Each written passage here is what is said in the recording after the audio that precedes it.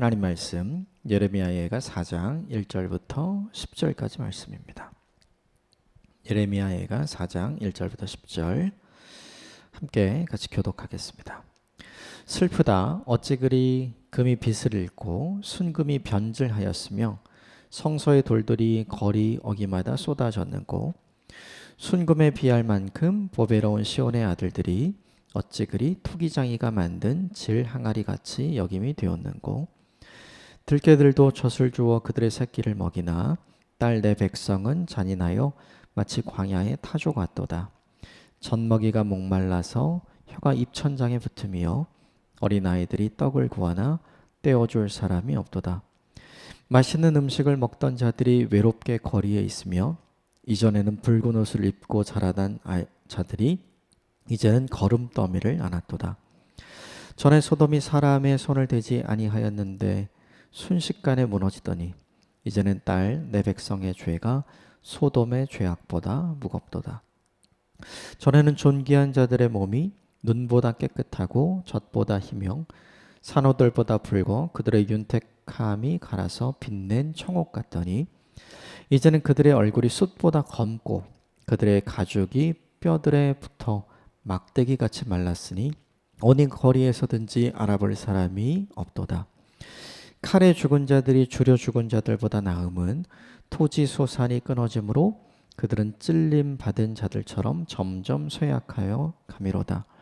딸 내 백성이 멸망할 때 자비로운 부녀들이 자기들의 손으로 자기들의 자녀를 삶아 먹었도다. 이것은 하나님의 말씀입니다. 어제 본문에 함께 나누었던 말씀이 있었죠. 위기의 순간에 해야 할 가장 좋은 일은 기도이다. 그 위기의 순간에 너무나 쉽게 원망하고 불평할 수 있죠. 유다 백성들이 다 그랬었죠. 그런데 위기의 순간에 원망하고 불평할 그 내용을 오히려 기도의 제목으로 바꿔서 하나님께 원망거리, 불평거리를 들고 나아가면 그것이 기도가 되죠. 하나님께 원망하고 불평하는 사람의 인생에 바뀌는 것은 없지만 하나님께 기도하는 사람의 인생에는 하나님이 바꾸어 주시는 것이 있죠. 예레미야가 그것을 경험했었죠. 그래서 유다 백성들에게 함께 기도하자 이렇게 이야기를 합니다. 하나님께 나아가 하나님의 이름을 부르며 기도해야 할 이유가 있었죠.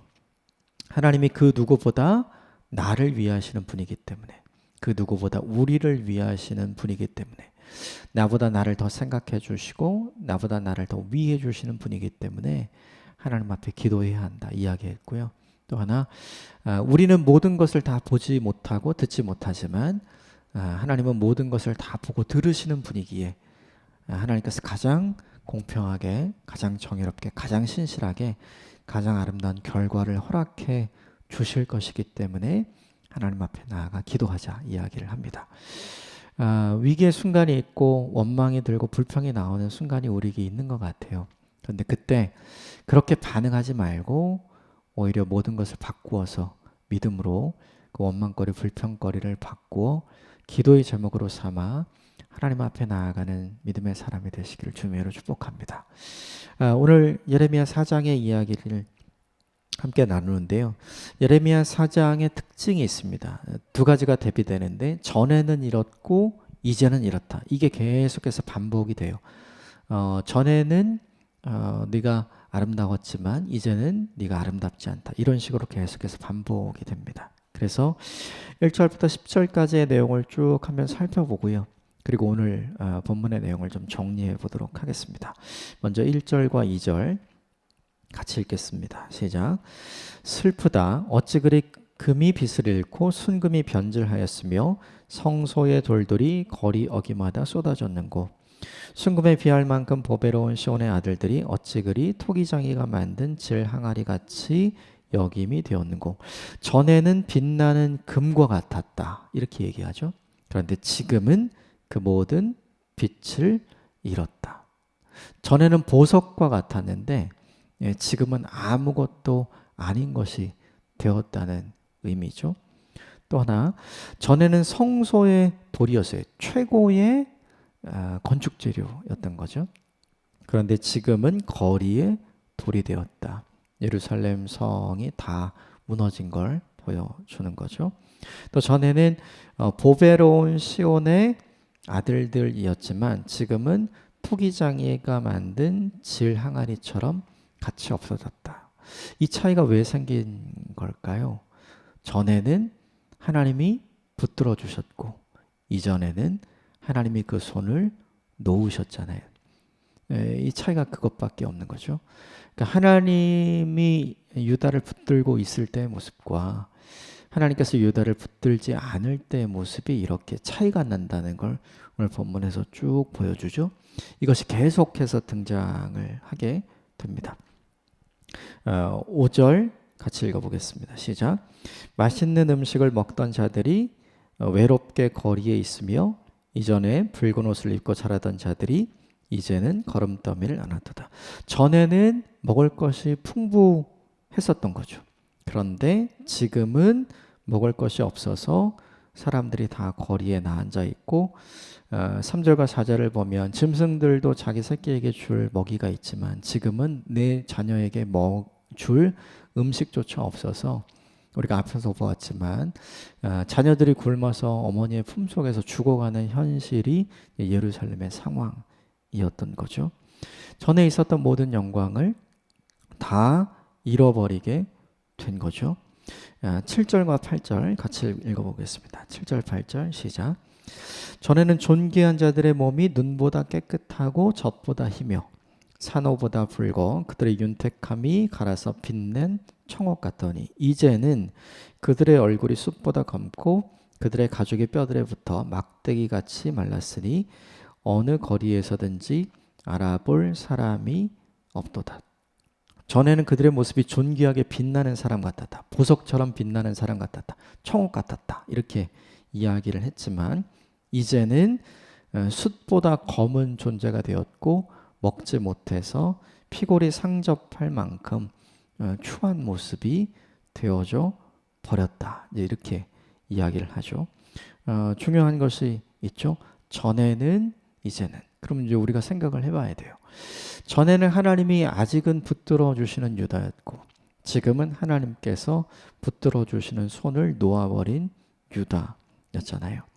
전에는 하나님이 붙들어 주셔서 최고로 좋았었지만 지금은 하나님이 붙들어 주시지 않아서 이제는 최악으로 나빠졌다는 거죠.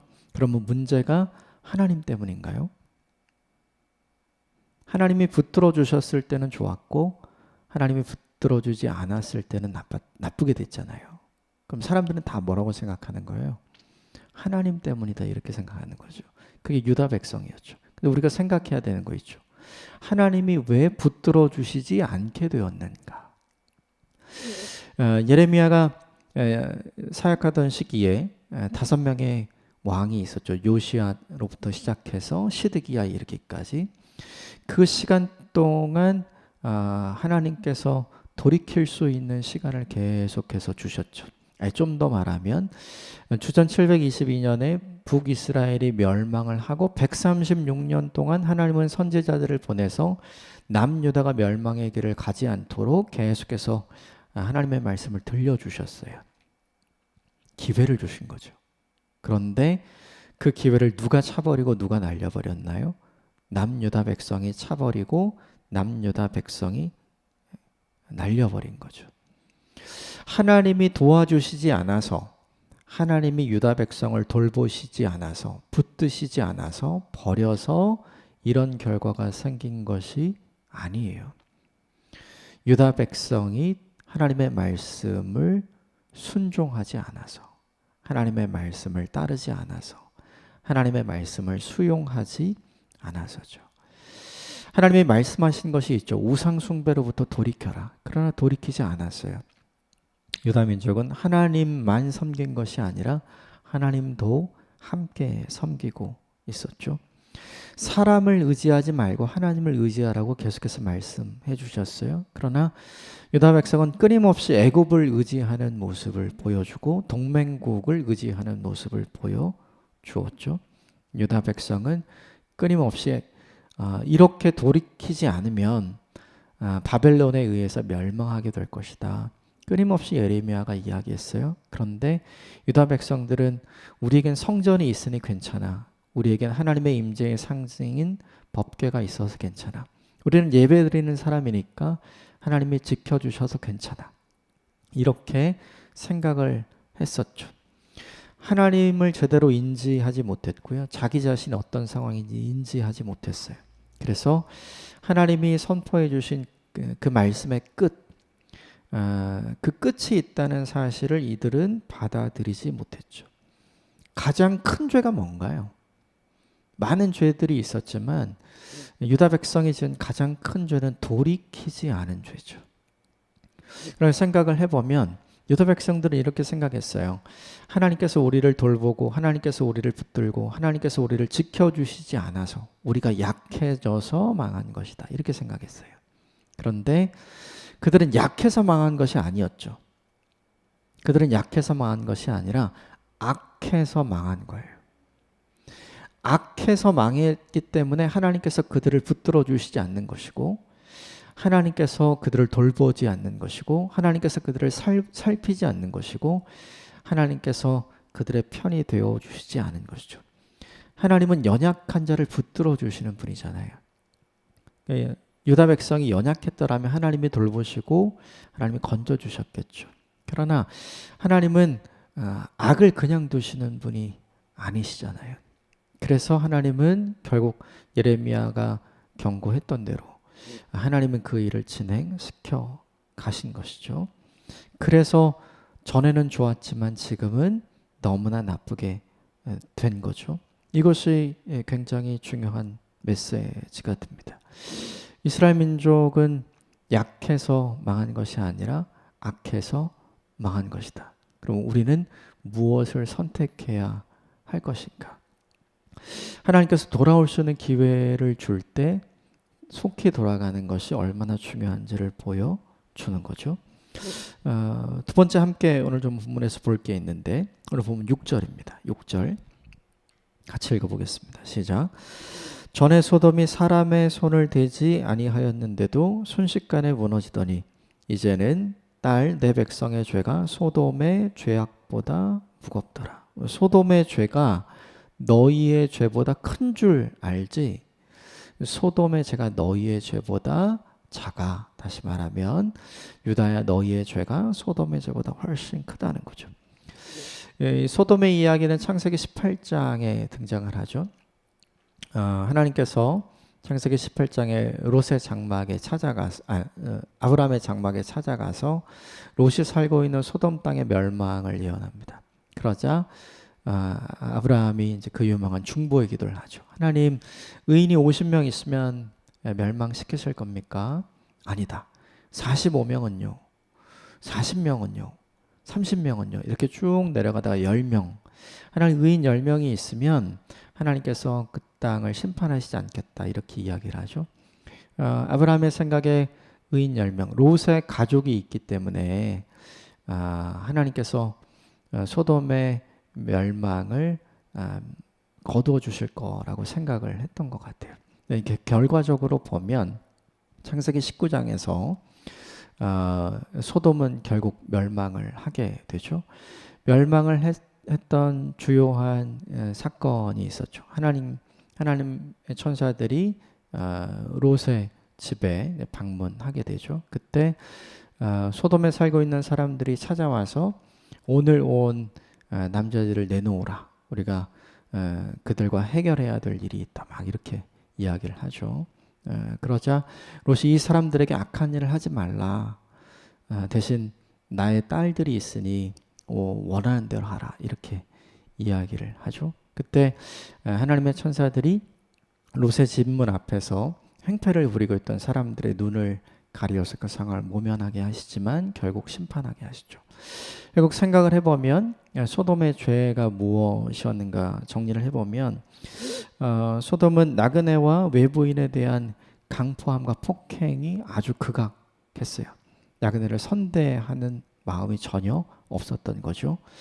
그리고 성적인 타락이 크게 닿았었죠. 남성들에게 대해서도 마찬가지고 또 롯이 이야기하죠. 자기의 딸들을 내어줄 테니까 원하는 대로 하라. 하나님을 믿고 있는 롯조차도 여성을 함부로 해도 된다고 생각하는 생각을 할 정도였으니까 그 마을에, 그 도시에 살고 있었던 사람들의 성적 타락이 얼마나 심각했던 것인지를 보여주죠. 그리고 또 한 가지는 뭐냐 하면 그것이 의로운 가정이 없었다는 거죠. 롯의 가정마저 하나님께서 소돔을 멸망시키지 않겠다고 의인 10명이 있으면, 의로운 한 가정이 있으면 그를 하지 않겠다고 이야기했는데 그 일을 하게 됐잖아요. 그래서 결국 소돔은 하나님이 내리신 유황불에 이제 멸망을 하게 되죠. 모든 유대 사람들이 그렇게 생각을 했었어요. 우리는 소돔보다 낫다. 우리는 저런 사람은 아니다. 우리는 나그네를 선대할 줄 아는 사람이고, 그래도 우리는 그렇게 심각한 성적 타락 가운데 있지 않다. 그리고 그래도 우리는 하나님이 있고 하나님이 받으시는 예배를 드릴 줄 아는 사람이다. 스스로 선민의식을 가지고 있었기 때문에 이런 생각을 하고 있던 거죠. 그런데 그 모든 것이 착각이라는 걸 알려줍니다. 오늘 본문이 분명히 이야기한 건 유다의 죄가 소돔의 죄보다 크다, 이렇게 얘기한 거죠. 이것이 우리에게 알려주는 메시지가 하나 있죠. 그건 뭐냐 하면 우리의 죄는 우리의 생각보다 심각하다는 거예요. 즉 우리가 생각하는 우리의 모습보다는 하나님이 보시는 우리의 모습이 훨씬 더 심각하다는 거죠. 그래서 죄는 나 자신이 어떤지를 정확하게 알지 못하게 만들어요. 이것이 굉장히 중요한 거죠. 유다 민족의 죄가 바로 그것이죠. 자신의 모습이 어떤지를 정확하게 알지 못한 거예요. 그래서 하나님의 경고를 끝까지 받아들이지 않은 것에 있었던 거죠. 그러므로 이것을 좀 우리에게 적용해 볼 필요가 있습니다. 우리는 생각보다 멋진 사람이 아닐 확률이 높습니다. 하나님이 보실 때 우리는 생각보다 큰 죄인일 확률이 높는 거죠. 그러므로 거울 앞에서 보는 내 모습, 사람들 사이에서 보는 내 모습이 아니라 하나님 앞에서 인식하고 보는 정직한 내 모습이 우리에게 중요한 것이죠. 그 인식이 우리 앞에 있을 때 교만해지지 않을 수 있는 거죠. 유다 민족의 죄 중에 하나가 무엇이었습니까? 끊임없이 교만했던 것이잖아요. 어쩌면 이것도 우리에게 있는지 모르겠습니다. 오늘 하루를 살아가면서 정직하게 나 자신을 돌아보면서 하나님 앞에 겸손히 나아가는 저와 여러분이 되시기를 주님의 이름으로 축복합니다. 마지막으로 함께 볼 게 있어요. 전에는 이제는 계속 나눴었죠. 그 중간에 있었던 게 있죠. 그러니까 전에는이 이제는이 되려면 시간이 흐른 거잖아요. 아까 말씀드린 것처럼 충분한 시간이 있었어요. 그 시간 동안 하나님이 기다려 주신 거죠. 북이스라엘이 멸망할 때로부터라면 136년을 하나님께서 기다려 주신 거예요. 그런데 이 본문이 보여주는 게 뭐냐 하면 하나님은 오래 기다리시는 분이지만 영원히 기다리시는 분은 아니다라는 걸 보여주는 거죠. 또 하나, 하나님은 용서를 가장 잘 하시는 분이시잖아요. 그런데 하나님은 무조건 용서해 주시는 분은 아니라는 거예요. 이 본문이 우리에게 보여주는 거죠. 그러므로 하나님이 어떤 분인지를 제대로 아는 것이 필요해요. 유다 민족의 죄 중에 하나는 뭐냐 하면 하나님을 제대로 잘 몰랐다는 거죠. 그래서 하나님께서 빨리 돌아오라고 이야기할 때 빨리 돌아갔었어야 되는 거예요. 그런데 그들은 하나님을 제대로 잘 몰랐어요. 그래서 돌아가지 않아도 괜찮아 라고 생각을 했었던 거죠. 언제 그렇게 생각을 하게 되는가? 시간이 있을 때 그렇게 되는 것 같아요. 시간이 있을 때 우리가 자꾸 무언가를 미루잖아요. 시간이 있으면 나중에 하자 이렇게 미루잖아요. 그런데 오늘 이 본문이 우리에게 보여주는 건 뭐냐 하면 그 시간의 문이 닫혀지는 때가 온다는 거죠. 중요한 건 그때가 언제인지 알지 못하잖아요. 그래서 시간이 있을 때 돌이키는 것이 중요해요. 시간이 있다고 미루면 안 되는 거죠. 오늘 해야 할 회개를 내일로 미루면 안 돼요. 왜냐하면 내일로 미루다가 못하게 되는 상황이 오늘 본문에 찾아왔잖아요. 그래서 결국 사람들이 한 일이 뭐예요? 아, 그때 회개할 걸. 아, 그때 예레미야의 말을 들을 걸. 통한의 후회를 하게 되는 거죠. 통한의 후회보다 더 좋은 게 있어요. 그건 뭐냐 하면 눈물의 회개가 훨씬 더 좋은 것이죠. 시간이 있을 때, 시간을 주실 때, 기회를 주실 때 하나님 앞에 나아가 그 시간을 잡고 그 기회를 잡는 것이 우리에게 중요하죠. 정말 이스라엘 백성들에게 좋은 것은 무엇이었는가? 멸망을 목도하지 않는 게 좋은 거잖아요. 그렇죠? 전에는 이라는 상태가 계속되는 게 훨씬 더 좋은 거잖아요. 그렇게 했었으면 얼마나 좋았을까? 이 후회를 얼마나 많이 할까요? 어떤 인생이 좋은 인생인가 생각을 해보면 후회하지 않는 삶을 사는 인생이 가장 좋은 인생인 것 같아요. 후회하지 않는 삶을 살기 위해 필요한 것이 뭐냐 하면 하나님이 우리에게 시간을 주실 때, 하나님이 우리에게 기회를 주실 때 빨리 돌이키고 빨리 회개함으로 하나님이 주시는 용서의 은혜, 회복의 은혜를 경험하는 것이 우리에게 중요한 것이죠. 오늘 본문에 등장하는 것처럼 후회는 회개가 아니잖아요. 후회는 결코 우리의 인생을 새롭게 만들 수 없어요. 후회하는 자에게 하나님이 기회를 주시는 것이 아니라 회개하는 자에게 하나님의 새로운 기회를 주시는 것이기 때문이죠. 그래서 전에는을 이제는으로 만들지 않는 저와 여러분이 되시기를 주님으로 축복합니다. 하나님의 시간을 허락하실 때 하나님께로 돌아갈 수 있는 믿음의 사람이 되시기를 주님 이름으로 축복합니다. 세 가지를 함께 나누었어요. 이스라엘은 약해서 멸망한 것이 아니라 악해서 멸망하게 된 것이다. 가장 큰 죄는 돌이키지 않아서 멸망하게 된 것이다. 이것 잊지 않았으면 좋겠고요. 또 하나, 유다 사람들의 죄는 착각한 죄였죠. 스스로 소돔보다 낫다고 여기는 교만함이, 착각이 그들에게 있었어요. 우리도 그런 것이 있는지 모르죠. 나 자신이 보는 나보다 하나님이 보시는 나는 어쩌면 훨씬 더 형편없을 수 있죠. 착각과 교만이 아니라 겸손함으로 하나님 앞에 서서 나를 제대로 알아가는 하나님의 사람이 되는 것이 중요합니다. 그리고 마지막, 전에는 하나님이 붙들어 주셨고 이제는 그렇지 않게 되었죠. 전에는이 이제는이 되려면 시간이 흘러야 되잖아요. 그러니까 하나님이 시간을 주셨고 기회를 주셨던 거죠. 그런데 돌이키지 않아서, 돌아가지 않아서 회복의 은혜를 맛보지 못하게 된 거잖아요. 통환의 후회보다 더 좋은 건 눈물의 회개가 더 중요하죠.